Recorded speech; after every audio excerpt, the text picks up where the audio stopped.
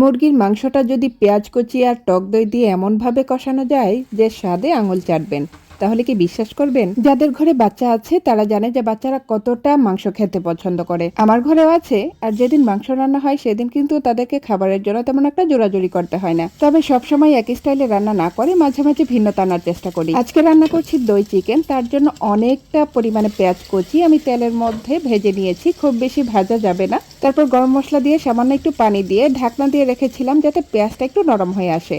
আর এখন দিয়ে দিচ্ছি 1 কাপ টক দই, তারপর পরিমাণ মতো আদা রসুন বাটা।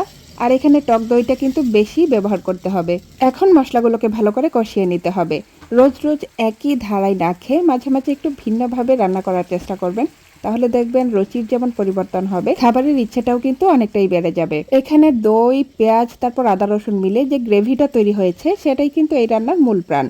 আর এখন দিয়ে দিচ্ছি ধুয়ে রাখা চিকেন। আর এই রান্নার যা স্মেল, সেটা দিয়েই কিন্তু যে কেউ আকৃষ্ট হয়ে যাবে। এখন মশলার সাথে ভালো করে চিকেনগুলোকে আমি কষিয়ে নিয়েছি।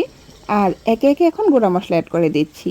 লবণ, হলুদ, ধনিয়া, জিরা, তারপর পর্যাপ্ত পরিমাণে মরিচ। শুধু যে খেতে ভালো হয় তা না, দেখতে কিন্তু চমৎকার একটা কালার আসে। এখন ঢাকনা দিয়ে মৃদু আঁচে রান্না করে নেব।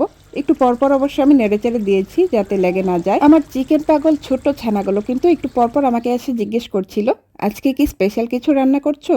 তাহলে বুঝেন এই রান্নার স্মেল কতটা লোভনীয়। আর এভাবে মৃদু আঁচে কষিয়ে কিন্তু আমি পুরো চিকেনটা রান্না করা কমপ্লিট করে নিয়েছি।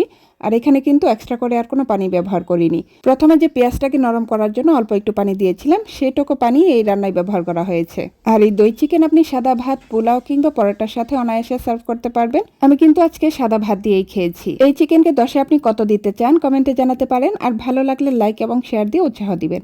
আজ এই পর্যন্তই। আল্লাহ হাফিজ।